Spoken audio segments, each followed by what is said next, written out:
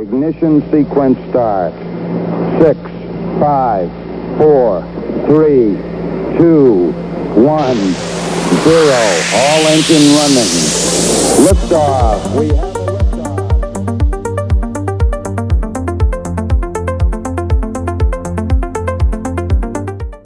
Welcome to the Journal of Space Commerce podcast. I'm Tom Patton.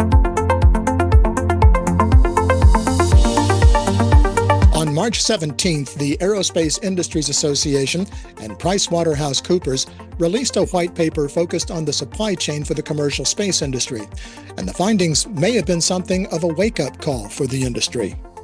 According to the report, Strengthening America's Space Supply Chain, built for yesterday, igniting momentum for tomorrow, the U.S. space industrial base has not kept pace with industry growth, and that poses risks to national security as well as civil and commercial space programs.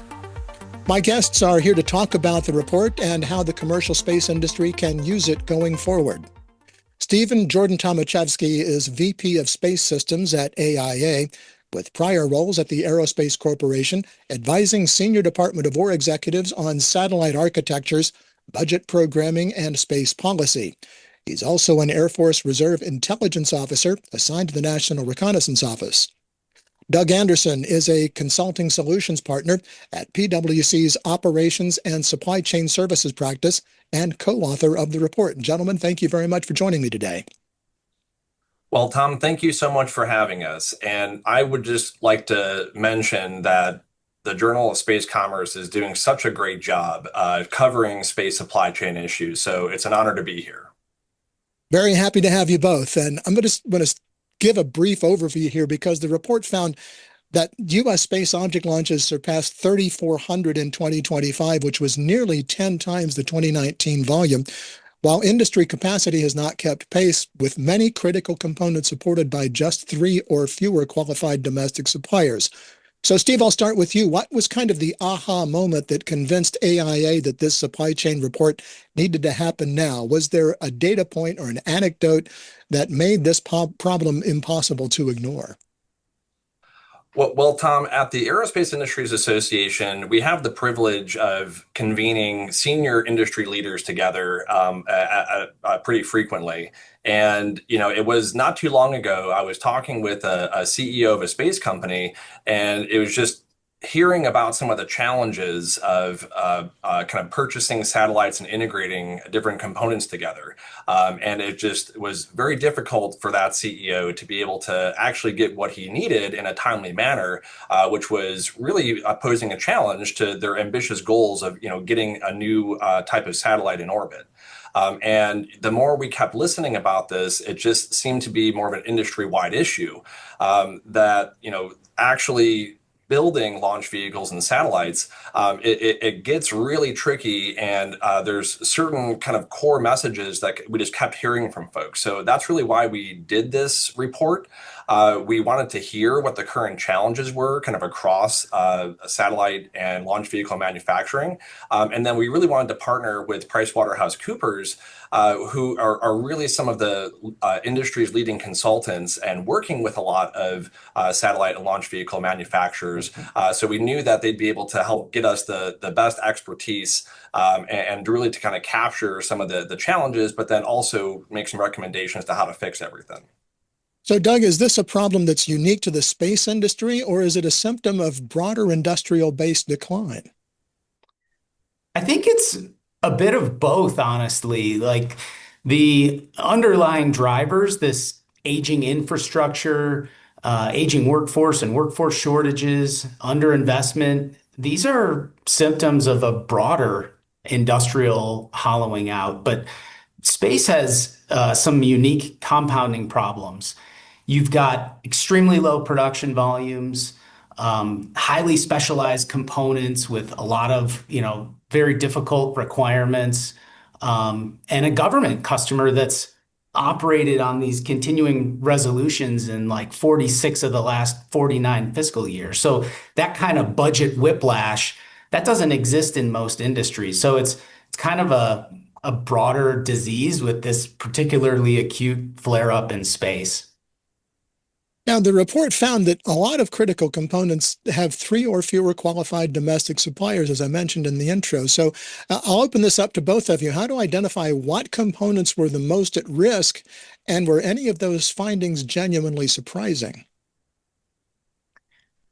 Yeah, I mean, the way we went about this, we kind of combined public data with a lot of direct interviews across a number of primes and a lot of their tier one and tier two suppliers, asking them where they're feeling the most pain, where they're having the most issues. And the common thread was components that are both technically complex and low volume makes them unattractive for suppliers to prioritize. So things like carbon fiber composites, space grade valves, the optical intersatellite links, and a surprising one was the post-processing shops.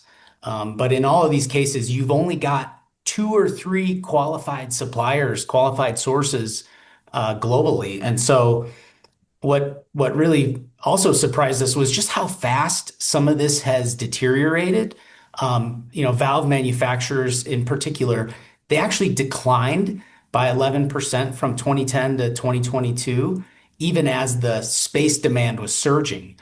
So the supply base is shrinking while the demand is growing. What was kind of the first chink in the armor? Where did the supply chain issue break first? Well, one of the things that I might point out is, we already talked a little bit about the increasing demand for satellites and for launch vehicles. So overall, that is a good problem to have. It means that space is being more and more useful in our everyday lives all around the world. And especially if we look for applications like using satellites for national security purposes, if we're looking at using satellites for exploration, for communications, and more of commercial applications, there is just more and more demand happening today. However, we don't see capacity and the manufacturing base able to keep up with that demand. It's just getting more and more strained. I don't think there's a single kind of point of failure here of just something that was the tipping point. It's just a lot of factors kind of working together for putting a lot of challenges and really straining the current capacity. Yeah, Doug mentioned. Go ahead, Doug. I'm sorry. I was just going to point out, so agree with what Steve said, but maybe just point out one in particular that was a little surprising to us was on the electrical infrastructure. It's one that you don't immediately think about when you think of, space and satellites.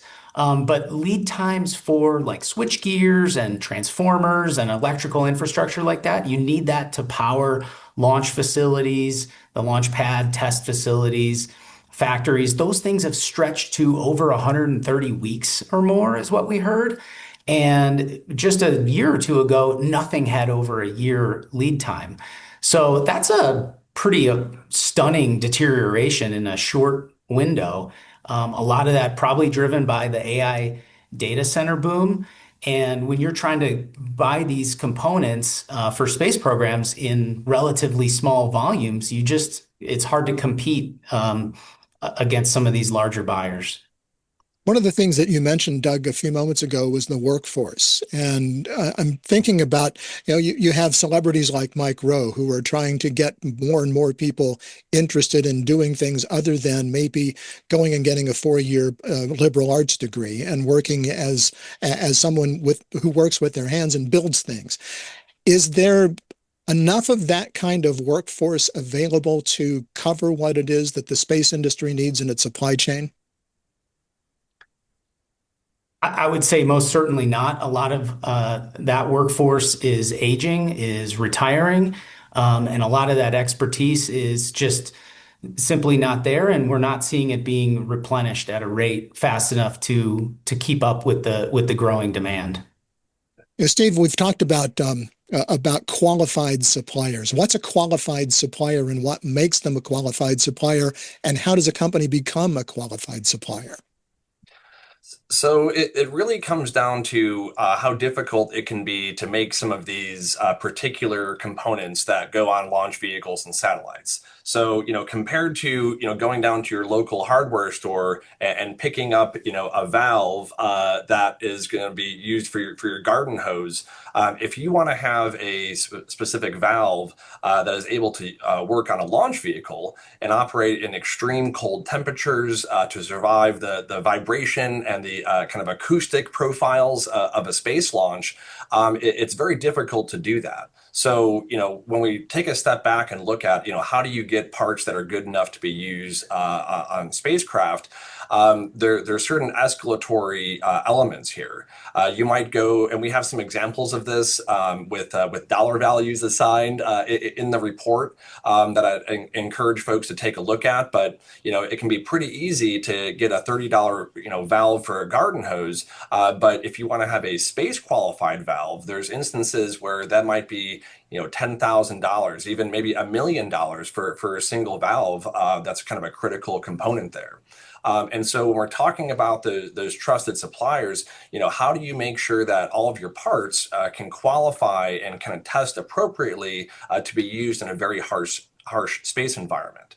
And there's different levels of doing that. But one of the big findings, I think, from this report is, we need to actively look at some of those specifications and see if those are still necessary for the volume of spacecraft that we're building today.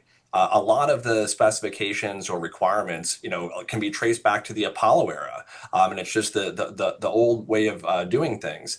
Folks are comfortable with certain flight hardware because it's been proven over time, but that also makes it difficult to expand and grow the industrial base to bring new capacity in, where you have to meet very, very high standards to make something space grade. The report identifies 9 specialized component categories that have capacity gaps. But so without giving away the full report, can you characterize for us what those categories have in common?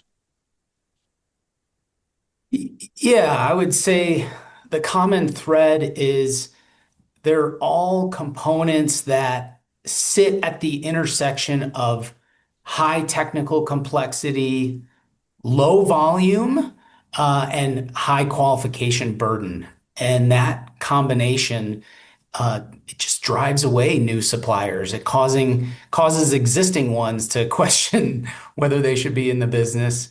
One supplier that we interviewed walked away from their composite pressure vessel business. The work was consuming, over 30% of their engineering time and only generating low single-digit percentage of their revenue. So when you're looking at something like that and that trade-off, you can't blame them for making that business decision. And I might just add, Tom, that so we're proud to kind of pull together this top 9 list of components, and what those really kind of fell into. There were parts of satellites that were kind of specific to satellites. There were parts of launch vehicles, and kind of the propulsion systems that are a big part of that. But we also had a category of things, something that Doug mentioned before, ground-based electrical equipment. With the switch gears and transformers, which I do think was a big surprise to us. But as we're looking at solutions of how to actually scale up the industrial base at large, if we keep hitting these bottlenecks and long lead times for just getting these giant, think of them like big circuit breakers on the ground, you need those to build satellite factories. You need those to build launch pads for telemetry tracking control stations. So that kind of enabling infrastructure is one of the things that's kind of stopping the capacity for growing right now, even with all the increased demand. Well, let's talk about that infrastructure for a moment, because a lot of those industrial facilities in aerospace now average about 26 years of age. So what does it actually look like on the factory floor when a supplier is running 1990s era facilities trying to meet the demand of the growing satellite constellations here in the mid 21st century?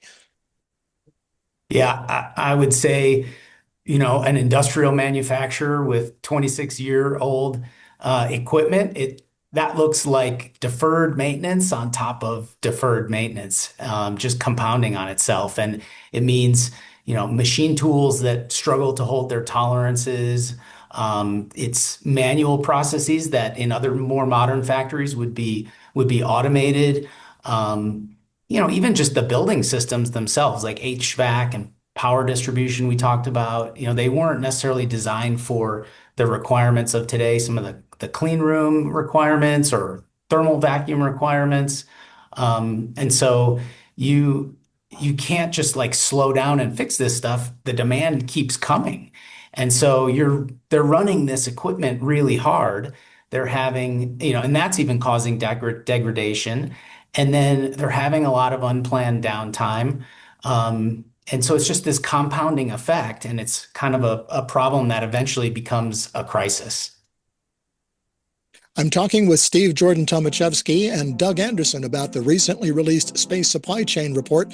When we come back, we'll dive into policy and potential solutions on the Journal of Space Commerce podcast.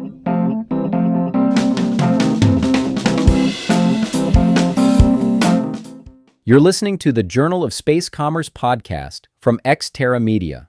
The Journal of Space Commerce is the only industry publication to offer in-depth coverage of the entire space commerce value chain, from the supply chain to satellite operations and terrestrial applications. If you're a decision maker or investor in the space commerce industry, or an executive who needs to know how space commerce touches your business, please consider becoming a paid subscriber.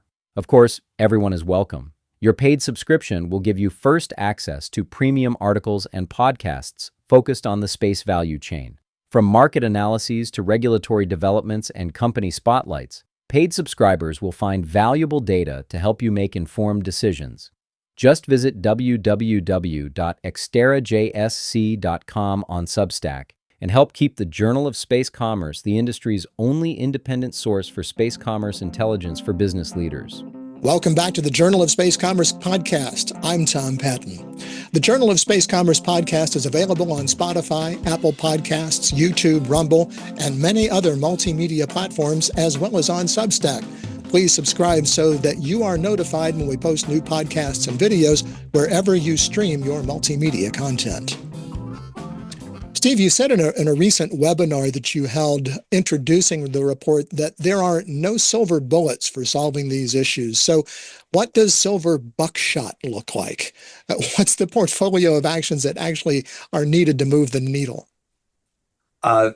Thanks, Tom. And I think that's a great question. So a couple of things that came out of this report were a number of recommendations of how do we grow the space supply chain? How do we scale it up? How do we fix some of these persistent issues? Let me maybe just highlight a couple. Number one, I think the best thing that could happen to grow the space supply chain is for a stable demand signal, especially from the US government about what they need to accomplish missions in space. If you look back the last several years, there are a number of just kind of wild swings of, a lot of interest and money going to space efforts and then scaling back. Even as we're recording this right now, we're in the third government shutdown of this fiscal year. And all of that, because the federal government is such a big part of the space industry overall, that inconsistent demand signal doesn't give businesses a lot of surety to actually make the investments necessary to kind of grow capacity. So that just consistent demand signal, I think, is right at the top of the list. Second, really increasing visibility of when these issues are happening, I think would benefit government and industry alike. So we're asking for things like having better channels to be able to surface early supply chain issues and making sure that those get flowed up to some of the major industry, prime integrators, and the government and to really identify problems early on so you can actually take actions to fix them. And then when we're looking at the different components, the question becomes, how do you fix components if typically especially procurement of satellites, you're really looking at, a single satellite or a satellite constellation, but, the conversation might need to shift to seeing what we could do to actually work together between government and industry, but having a focus on these specific components that keep having problems. We talked a little bit already about testing. Testing is a huge part of this. It's also going to have to be kind of some public-private partnerships to be able to fix that. We need more test facilities so you can make sure that all of the parts are space qualified, and then also find ways to quickly onboard new suppliers and take advantage of some of that new innovative manufacturing capabilities happening. Doug, anything to add? I think that I agree with all the stuff that Steve said. One additional area is maybe financial incentives that are targeted, like contracts, subsidies, or even like small business administration financing pathways to bring some new suppliers into some of those most fragile areas. So yeah, maybe just some of those financial incentives. So then what specific policy or regulatory changes, whether they be at the FAA or at NASA or DoD or even in Congress, might have the most immediate impact on supply chain resilience? And which ones are politically realistic right now? Well, in terms of politically realistic, I think this is why this is a really exciting topic this year, and why I think this report will hopefully be a good guide to helping to try to fix some of these issues. Just as an example, with the latest executive order that came out about space superiority, it mentioned supply chain in the industrial base 6 different times in that executive order. There is White House attention to want to grow the industrial base, wanting to do everything from increasing, attracting investors, private investors, looking at certain things like foreign direct investment into our domestic manufacturing capabilities. So I think there's a lot of energy behind this right now. So when you're looking at modernizing different regulations, it has to be really challenging some of the status quo that might be out there for a while. It's looking at what not only the different regulators are doing, what policies or kind of requirements are in place for the government procurement teams. When they're going out there to buy a new type of satellite, making sure that they're not over-engineering or having too stringent of requirements, which from what might be needed for the mission. So I think it's challenging at that place. And then, the role of Congress is really important here. When we're looking at having that stable demand signal and actually consistent funding from the federal government, Congress is actually driving, how we're doing a lot of those funding profiles. So I think it's going to take a combination of all of the above, of modernizing regulations, challenging requirements and specifications, and then finding new ways to have kind of that consistent and stable funding from Congress. I'd add too, like one maybe immediate thing we could do is expand some DPAS, the Defense Priorities and Allocation System that already exists. Just broaden it so that some of the commercial space programs can use it to jump the queue on some of those long lead items that we were talking about earlier, like the electrical equipment. The report calls for expanding the supplier base, which is what we were kind of just talking about. But given how long aerospace qualification takes, how do we realistically bring in enough new suppliers fast enough to matter for programs launching in the next 3 to 5 years? I would say we should focus on some of the commercial alternatives first, and not rely on the net new suppliers. So like Steve was just talking about, designing satellites to utilize some of the commercial alternatives that are out there, or slightly modified commercial equipment that would, so they're using commercially available components. That would be a way to bring in new suppliers more rapidly, existing suppliers. You can adapt some of the folks who are making things like hyperbaric chambers or naval equipment or other high reliability industries, so you can shorten that qualification clock significantly. One thing we found was the Defense Innovation Unit. They're already moving in this direction with the commercial solutions opening for space supply chain. And then for the truly space specific components, you can compress timelines through government-funded qualification grants, and then having like good published guidance from NASA and the Pentagon. And then again, like Steve was saying, industry-led reviews to eliminate requirements that are either obsolete or they're not essential to the actual mission at hand. So those things won't necessarily close the gap entirely, but I think it'll move the needle meaningfully. Yeah, the flip side of that coin is the speed at which the technology changes. And you're looking at long lead times on getting people qualified and the various components that need to go into spacecraft. And yet by the time somebody is qualified to build whatever widget is they're building, that widget may be obsolete. Is there an answer to that question? I'm getting no. That's a tough one. It really is.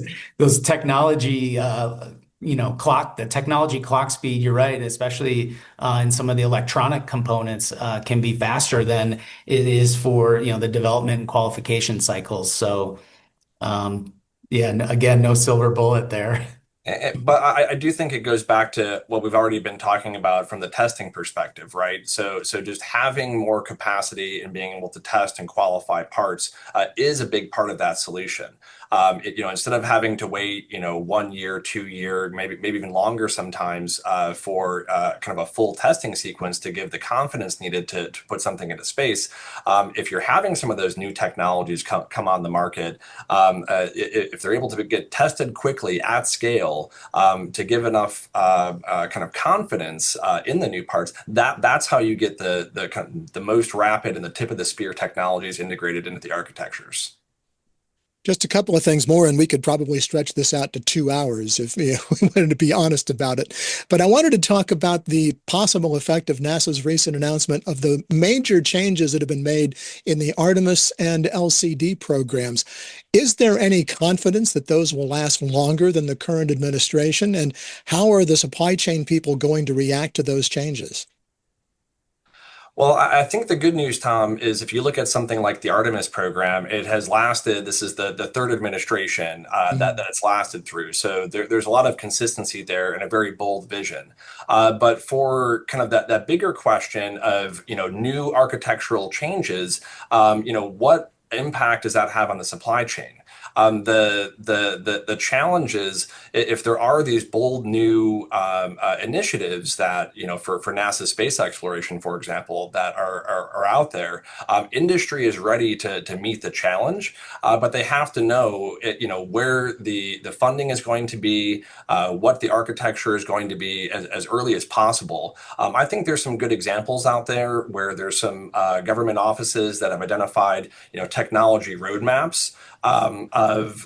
This is not only what we have currently funded, but this is where we want to develop technologies in the next several years. Every indicator like that is a good is good for industry to be able to understand what's happening in the future, so they can make their own internal investments or just kind of prepare for that next wave of demand. The thing that we just keep hearing from our AIA member companies is the more surety that especially the U.S. government can give about the future of their plans for space exploration and national security space, that gives them the confidence they need to make those strategic investments and to grow capacity. Let's talk about investments for just a minute, Doug, because from a capital markets perspective, is the private equity moving into the space supply chain picks and shovels companies fast enough to solve this? Or does that qualification and long sales cycle dynamic make that unattractive for most PE timelines?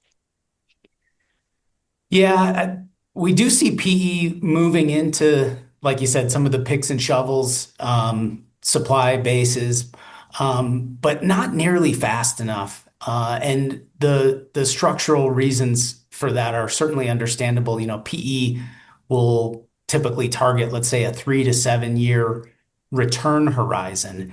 And, a space supply chain investment requires long qualification cycles. We were just talking about that unpredictable government demand, and, capital intensive physical assets. So that profile doesn't fit most PE company mandates. Um, and I would say the investment that we see has been heavily concentrated at the prime level.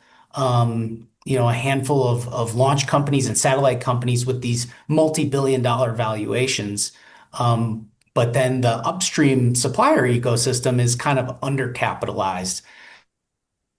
So we need the government to either, de-risk that payback window a bit for PE, or we need a longer time frame, for PE to realize that investment at scale. So, yeah, we're just not seeing enough investment fast enough from PE. Couple of just kind of wrap-up questions, because if Washington and the industry together don't take any deliberate action in the next 18 months, what does the space supply chain look like in 2028? So paint a downside scenario for me. Well, something that could realistically be happening here is that a country like China could beat us back to the moon and putting people on the moon, right? So it's the downside of not making a lot of these investments is slips to programs, having schedule delays. Delayed capacity from space services that support the warfighter around the world. So there are some real consequences with this. So it's one of these things, though. I think there's an opportunity right now, if we do take space supply chain seriously, figure out ways between government and industry to kind of scale up capacity. It's going to be paying a lot of dividends here. And I think at the end of the day, when we're looking at some of these kind of creative solutions of how you fix this, things like having public-private partnerships for testing, looking at better ways to have visibility of issues, having discussions of things like, is it appropriate to have some sort of a national stockpile for some of these components? I think those conversations, the more things that we can get funded quickly is going to help us really shore up a lot of those potential downsides. And then on the flip side of that, then, what does success look like in 5 years? Are there 2 or 3 key performance indicators that would tell you that the U.S. space supply chain is actually healthy and scalable? Yeah, a couple of indicators that we can monitor to see that the space supply chain is healthy and stable. I think the first one is an average qualified supplier count per these critical component categories. We talked about there only being 2 or 3 qualified suppliers for some of these, of the 9 critical component categories. Well, what if we saw that move up to 3 or 5 or more for each of those, right? That would be a really strong indicator that the health is improving. The other one is lead time reduction. We talked about the electrical infrastructure being at 130 weeks or more. Let's get that back down to under 52 weeks. And it's not just electrical components and infrastructure. We heard that long lead time complaint across all the categories. So those are 2 good KPIs. I think another one that's maybe a little bit harder to measure, but something to keep in mind too, is just supplier bid participation rates. Are more companies bidding on space work and these components or fewer? Right now, a lot of suppliers are opting out. So we need to reverse that trend. And that would be a good leading indicator that the economics of participating in the space market are improving. So I'm optimistic for the future. These are a couple of the KPIs that I'd be watching. And Tom, I might just add that I'd love to have the 9 critical components that we identified as part of the study not be on the list if we did this again 5 years from now, right? So, I think this gives us, great opportunities that if we can address some of these issues that are kind of plaguing the space supply chain right now, I'd love to have a blank list in a couple of years from now. Gentlemen, we are out of time, but it's been a fascinating conversation. As I said, we could probably go on for at least another hour talking about this issue, but it's going to be one that is certainly going to affect a lot of what it is that we do over the course of the next several years. So thank you very much. Thanks, Tom. It was a pleasure to be here and talking with you. Thanks, Tom. Steve Jordan Tomaszewski is VP of Space Systems at AIA, and Doug Anderson is a consulting solutions partner at PricewaterhouseCoopers Operations and Supply Chain Service Practice. Gentlemen, thank you again for joining me on the Journal of Space Commerce podcast. And thank all of you for joining me today. I'm Tom Patton. We'll see you next time. The Journal of Space Commerce podcast is a production of Xterra Media. The executive producers are Mike Turner and Tom Patton, with production assistance from Debbie Turner. You can subscribe to the audio version of the podcast on Spotify, Apple Podcasts, Audible, and many other popular podcasting platforms. Be sure to click subscribe so that you don't miss any of our podcasts or any of our other videos. The Journal of Space Commerce is the only industry publication systematically covering the entire space commerce value chain, from the supply chain to satellite operations and terrestrial applications. If you're a decision maker or investor in the space commerce industry, or an executive who needs to know how space commerce touches your business, please consider becoming a paid subscriber. Of course, everyone is welcome. Your paid subscription will give you first access to premium articles and podcasts focused on the space value chain. From market analyses to regulatory developments and company spotlights, paid subscribers will find valuable data to help you make informed decisions. Just visit www.xterrajsc.com on Substack and help keep the Journal of Space Commerce the industry's only independent source for space commerce intelligence for business leaders.